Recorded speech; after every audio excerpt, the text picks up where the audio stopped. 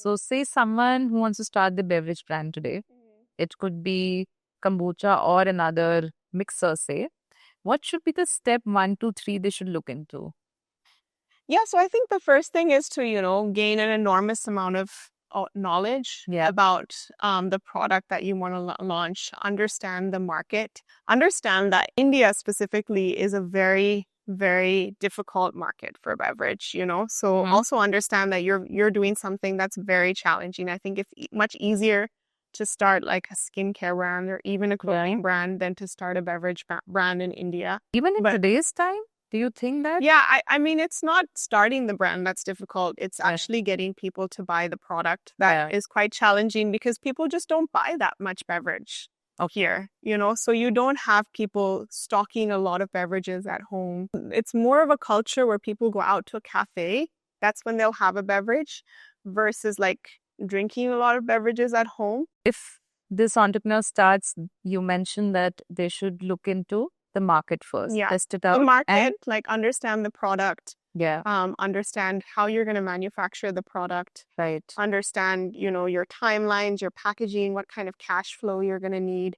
All of that really depends on what the product is, right? So some things are simple to manufacture. Yeah. Some things are complicated to manufacture. And so the kind of investment that you need is going to sort of depend on the complexity of your beverage. Also hygiene? Yeah. I mean, hygiene is really important, like in any food business. And if you're manufacturing yourself, it's something that you have to be very concerned about and have a lot of knowledge about as well. So do you think it's smarter to maybe test it out with a co-packer and then do your own, or start your own little kitchen setup and then see how it really depends on the beverage. It depends on what the beverage requires, right? So if it's something that needs carbonation or pasteurization, these are things that you can't really do at home in your kitchen. And then you either need to buy a lot of equipment or you work with a co-packer versus, something that's a bit more natural, that doesn't require a lot of machinery. Like, why not do it at home? You just have to make sure that you have all the knowledge and understanding to ensure, and, get it tested by a lab and things like that to ensure the shelf life. So suppose kombucha is anyway a health drink, right? Yes. As what I've learned, the fermentation process matters. So while I was also dwelling into this stage and I thought, I also want to make my own kombuchas and sell it because I was just passionate about kombucha. It didn't pan out for me because that passion was just very short-lived. But I did check with a lot of co-packers back then that, how do you do it? And he said, Madam, hum koi bhi flavor bana denge. And when he said that, it hit me hard because I come from a background where I'm having natural ingredients in my kombucha to this person who's telling me that they'll probably add flavors. They have some sort of flavors. Then I also checked how are you fermenting it, because if you ferment it in a plastic, I think it can go for a toss, right? Yeah, it can react. It can react. You can get plastic in your product. Especially in a wellness segment, do you think it's tricky to outsource it? For a product like kombucha, I think we've never been interested in outsourcing it because we don't feel that there's anybody in the market at this point in time who can make kombucha as good as we can.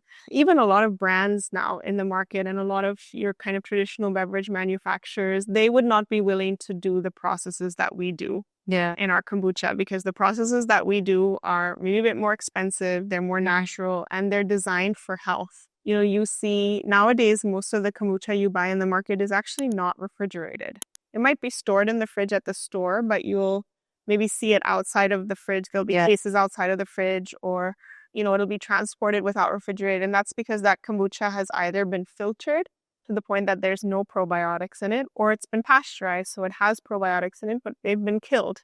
And that makes the kombucha shelf stable. But it also removes all of the benefits. And so we've always been very, very clear that we're not going to do anything to our kombucha that's going to remove the benefits from it. Because I don't know if I should mention it, but it's a very clear reflection that your product, given attention, in a way, I remember there was one whole crate of kombuchas that I got from you. And the moment I opened, it was highly carbonated. And you mentioned why. And it was also a reflection that, this kind of problem may arise because you're obviously experimenting, but there are no, as you said, it's not pasteurized. Yeah. And it's not like our kombucha is not force carbonated, right? So it's natural carbonation, which means that we try to control the amount of fizz in every bottle as much as we can. Yeah. But because it's a live product, sometimes, the bacteria just has a mind of its own, Yeah. It's really fizzy. And I mean, we've gotten better at controlling that over the years, but there was times where we had a lot of exploding bottles. Yeah.